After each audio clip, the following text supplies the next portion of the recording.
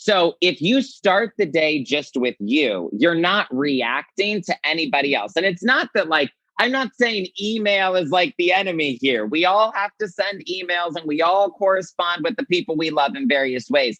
But it's you setting the tone for the day rather than going into a reactive mode where you let it get set by other people.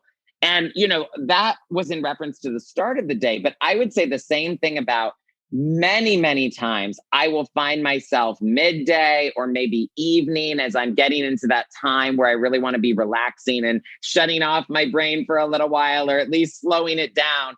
And I often will find myself in those midday moments needing a reset. And I don't believe there's any one magic way that is the right way to reset. I think there's so many ways. Deep breaths, meditation, any kind of prayer or spiritual practice, a little mini dance party to a song.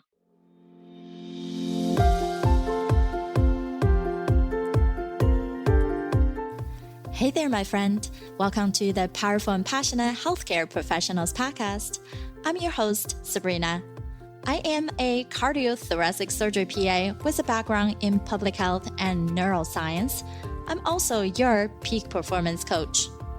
I had to say no to working extreme long hours where I was always on call and feeling exhausted, underappreciated, and undervalued, and said heck yes to a life and career that elevates my energy and passion without compromising my health and sanity. Now I'm on the mission to support ambitious healthcare professional like you with a demanding career to become a confident leader who are living purposefully and fulfilled to truly be both a powerhouse in your career and a passionate person in life. Let's start our journey today. Hello, everyone. I'm Sabrina, your host for the Powerful and Passionate Healthcare Professionals podcast. And today we have another exciting episode from our American life coach, Dr. Stephen Lovegrove. We connected through social media and through a program where we really wanted to help using media to get our message out because you all have a message within you. And especially healthcare professionals. So every day we thrive, we push through all the boundaries, barriers, and we know the past year has been very difficult for many, many people. And just like Dr. Lovegrove, we just talked about before the show went live, is that like we're constantly growing. How do you define your life, your version of that? It's not the magical New Year, just reset that. There's no magical thing of a New Year resolution we got to it, but remember who we are as a person. How do we go from there? So without further ado, Dr. Stephen Lovegrove is one of the fastest growing names in personal development. After a traumatic childhood as a gay child in a fundamentalist cult, Stephen restarted his life and created the life and business of his dreams. Woo. And Stephen supports entrepreneurs and entertainers in changing their lives from inside out. And thank you so much. I appreciate you for spending some time with us, especially doing this craziness. I'm happy to have heard that even your clients and yourself, and including myself, this new year, as we have transitioned to this big conclusion of 2020, something stopped us from doing so many things that we dream or desire, constantly pivoting into the time of right now. So I'd love it for you to share more about yourself and your journey. Yeah, well, first, I just want to speak to the 2020, 2021 point and say, I love John Mayer personally, and I do love the song Waiting for the World to Change. But I hope if 2020 taught us anything, it is that, well, that might be a good song. It is not a good life philosophy. And so we would challenge people today not to be waiting for the world to change, but rather recognizing that you can change your life from the inside out. And that is what I'm all about. I am, as you said, America's life coach. I primarily work with entrepreneurs and entertainers, but I was so excited to get to share with healthcare professionals today who are doing such important work, especially in this moment. And yeah, I hope that this conversation can support you in moving more in the direction of a life that you love, whatever that looks like for you. Yeah, that's amazing. And we in healthcare space, and as you know, it can be sometimes get trapped into, oh, I see my patient, this is the problem. Let me just solve this. Let's keep going on. Because there are other patients gonna come into my door, I need to do something about. But then we start losing the point of not just problem solving, right? Not just the intentional set of things, but if we lost ourselves in why we're doing this, reset our own energy, our own personal character in a way, and to connect to those who actually matter to us, the family. So we don't seem to be married to our job, to be the one who's, yes, you're constantly working. I can't even get my personal time, right? Like, how do you sometimes, even from healthcare professional who are entrepreneurs, who have their own practice, or they even have telemedicine and all that, how do you really help people to rethink how they need to live and show up? Yeah, I think one of the things that's difficult is when you do work that is helping others or caring for others. You obviously got into that field, and I don't pretend to, fully understand the experience of working in healthcare. But what I would imagine we have in common is you got into the field because you wanted to help others, right? And so, of course, that feels important to you. That feels top of mind, and it's easy to get swept up in that. Sometimes, of course, in a good way, but also possibly to the detriment of you stop taking care of yourself along the way. And one of the things I think is just so important, and I know this may be a very basic concept, but it's basic for a reason because it's foundational. You want to give from overflow because if you have an empty cup yourself, there's not a whole lot you can give from that place. And so I fully understand being busy and thinking, oh, I wish I could just disconnect and go have a spa day and stuff. And that's not possible for me right now. But I think it's the little things. I'll just share one quick practical thing. For me, I start every single day on airplane mode. Before I go to bed, I set my phone on airplane mode. I start every single day on airplane mode. And I'm not going to pretend that I can get 2-3 hours into the day in that space. But I am shocked at how even 10 minutes, 20 minutes of the day where I don't check emails, I don't let the notifications flood in yet, and I just have a moment to myself. It's those little choices, those little things that can really make a big difference. Yeah, that's such a good practice. We know our mind, if you bombard yourself with what other people demand of you, and then, of course, our eyes are tracing into any object that moves. So even within your house, small things will distract us. It's not something that we can prevent unless you made yourself that way. So this is such a great point. Put yourself on airplane mode. If the first thing in the morning, we're already checking our text messages, emails, that's what other people demand your time. They want something from us. And in healthcare, yeah, we still have plenty of emails, right? From the meetings, researches. How do you want your schedule lined up for the next week, right? All these things. So I love this point. And can you think about all of us? Some of us, we have to show up in the hospital 7 o'clock in the morning, right? And then therefore, if we wake up at 5, we can actually maybe take that 20 minutes of our self-time just to get ourselves moving instead of already worry about that beeper and all different other things. So yes, share anything else that you would do in your own life to keep yourself on task. Yeah. And I think it's this theme of being creative rather than reactive in our own lives. So if you start the day just with you, you're not reacting to anybody else. And it's not that I'm not saying email is like the enemy here. We all have to send emails and we all correspond with the people we love in various ways. But it's you setting the tone for the day rather than going into a reactive mode where you let it get set by other people.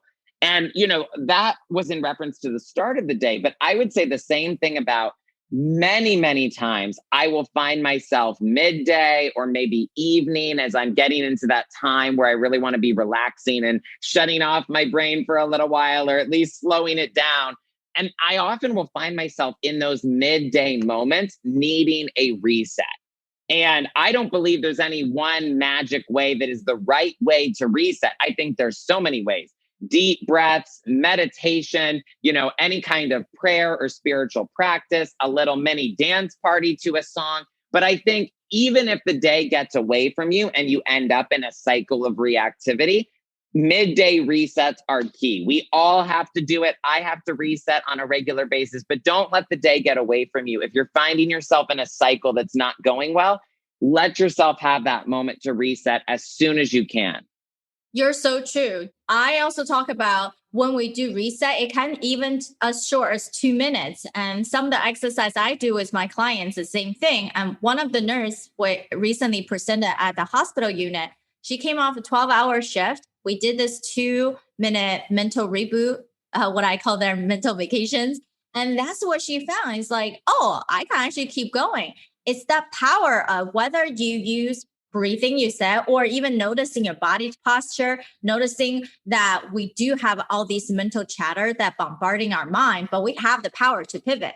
We don't have to allow ourselves just to play catch up constantly. I'm feeling like by the end of your shift, you can't even think about anything. You just want to eat, hit the pillow, and repeat the same thing yet another day. How dreadful would that be? Instead, like what Dr. Lovegrove was saying, give yourself that little mini reset in the middle. So then you feel more refreshed. You're more attentive to the next patient. You're not carrying out anything from your previous engagement event, right? And then would you be feeling better and show up better, right? Would you be even happier? Yeah, and that's a very good point because we do carry forward energy. And so, you use the example of a patient. I would think about maybe an intense client session or maybe a business meeting that was rough or whatever the case may be. We need to make sure that we don't let things spiral, right? And this is a huge thing that I look at with people is everybody has moments.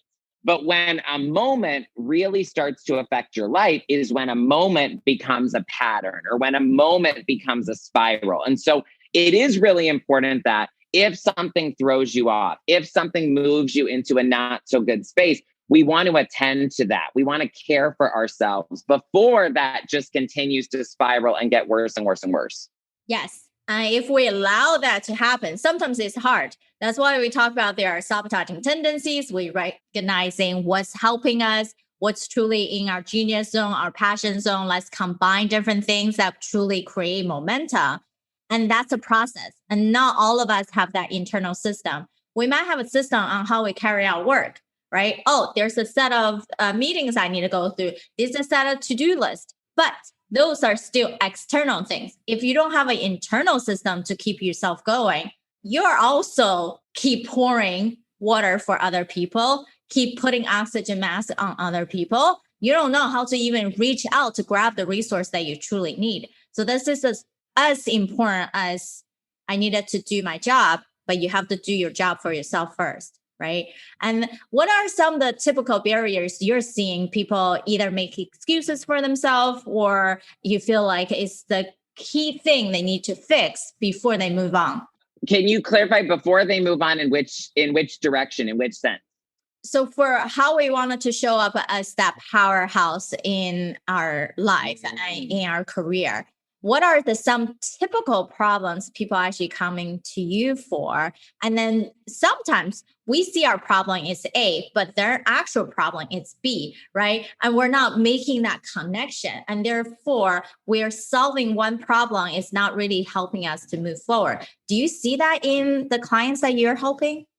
Yeah. So I think it's funny how our brain will often get fixated on something that's not even the right problem. And so we're over here looking for a solution and we're not even trying to solve the right problem. And so it's a trap that keeps us stuck, right? The two biggest things I would say would be identity and beliefs. So how people see themselves and what they believe. And the reason those two things are very, very important from an identity perspective, we will always reset our lives back to who we believe ourselves to be. So, you'll hear people say things like, oh, I'm going to be forever alone, or it always goes this way for me. I always have bad luck. And people say these things, and a lot of it really does come down to how they see themselves. And if you see yourself a certain way, you're going to keep resetting your life to match that sense of identity. The same thing is true with beliefs. Your life is always going to give you evidence of what you believe. And so some of us have beliefs that we acquired along the way, maybe from childhood, maybe from society, maybe from a bad experience in our past, but we've latched on to those beliefs. And so now we have all of this evidence we built up that, see, my belief is true. And I see it here and I see it here. And what you look for, you will always find. So those are two places I always look to change right away, is people's identity and people's beliefs. I totally believe you, right? Like I also study on self-efficacy leading to how we care for ourselves. Whether you believe you can do something or not, you're right. Because our brain tend to find all the reasons to prove you whether you can do or not, right? And then in that sense, how can we empower ourselves? That needs some self-recognition and training, and that's okay. And we can be someone who's say, hey, I'm powerful, but just repeating that sentence is not even enough, right? We can believe in ourselves so much, but it also matters on taking those tiny steps to change the belief or to do something else to prove to yourself that you are different than what you think you are. So that's really awesome to say. So with this newer year, now we're stepping into middle of the January, what would you recommend people to do at this time? Yeah, well, obviously you could do this at any time of the year, but I do think people like harnessing a moment like this. I think this is a really good time to get clear on what matters to me most this year. And to really let yourself be honest about, the world is a little bit different than what most of us have been used to right now. A lot of people's priorities have changed. A lot of people's desires have changed. I know people who were climbing the corporate ladder in a certain job and they left it all since the pandemic began because people's priorities have changed, people's desires have changed. So really get clear with yourself about what matters most to me right now in this season. You're probably not going to change 39 areas of your life this year. But don't let the overwhelm of everything that you would like to do or create or change. Sometimes people let that overwhelm stop them from moving forward with anything. And I think that's a big mistake. So if you pick a number one priority and even just on that one piece alone, you move forward this year, that would be a really big win. Right. I think that's really true. Sometimes we create this big dream, big thing I want to change, this thing I wanted to create, but then it becomes too unrealistic that you have to actually visualize into tiny little details of what that look like and feel like. And if we don't get to that point, of course we procrastinate. We're only human, right? We search for joy and then escape the pain. Something I also asked recently, I have been running workshop, is how about you only think about the next 30 days or next 90 days, break it down and then not thinking about your whole year goal. Because if we're feeling so far away and then it become, oh, maybe I'll do it later, right? And then we start giving ourselves excuses. So the next 30 days, so for all of us, what does that mean for you for the next 30 days? Can you really just commit to that? And then do that. What is something you can really commit to even today or tomorrow for you to consistently do it? Right? There's so many different ways. Sometimes too bad. We all think out loud in our own head and it become 10,000 different ideas. Instead of going to someone like Dr. Lovegrove, he can just pinpoint the things you really need to fix. And that's why we are here, right? As resources, as people who want to be there for healthcare professionals who are in this tough situation. Even my hospital is doing the same thing. The number one problem with a lot of nurses is that mental wellness support from the COVID patient rotating through, from maybe some departments are not able to see as many patients, even though they know there's still a large population out there, right, due to all the restrictions. So yeah, let's regroup. This is amazing. And before we wrap up, I also love to say that we have experts out there and they're the one you should go to. However, it's hard for any of us to be experts in all the major aspects of our life. And that's okay. That makes us unique. That makes us human. That's why we collaborate and we create synergy. So we needed to reflect. So I asked all the speakers to take that holistic life assessment and to find out what's their number one killer that's preventing them from creating that perfect 10-year life, right? The love and harmony. So Dr. Lovegrove, when you took the assessment, any thoughts coming into your mind? Anything you wanted to change? Yeah. So what's interesting, and I think this relates to our conversation, is I believe the category I got the highest on was the mission piece. And as we were talking about, when you're in a field where you're so driven by the people that you want to help and the mission that you have and what you do, it's easy to let that be such a priority that other things fall to the wayside. I think one of my lowest, if not the lowest, was the social life one on the assessment. And a lot of times I think with these tools, it's like it points out to us things that we already know, but oftentimes with our weaknesses or just with certain areas of our lives, we don't look at those places very often, right? And I think for me, I think part of it is just the pandemic. I do feel like my social life is obviously not what it normally is. But also one thing I think that reflects that I am aware of is for a long time, I had particularly dating fully on the back burner. And I just kind of had this belief of, I'm just going to do my thing. And, it can happen if it happens, when it happens. And one of the things I've realized over the past year is I am a proactive person. And in no other area of my life would I kind of take that much of a passive, hands-off approach. So that is on my radar of something that I have been wanting to put a little more time and energy into. But yes, Sabrina's assessment is a great tool of self-awareness that I hope everybody gifts yourself with the opportunity to take. Thank you so much for just sharing your true self and then all the awesome tips that you gave us. And for anybody who wanted to take the assessment, you can just go to my website, sabrinarunback.com/assessment. And so tell us, how can people reach you? What particular programs or anything that you want to highlight? Because we know people's going to love your message and your methods too.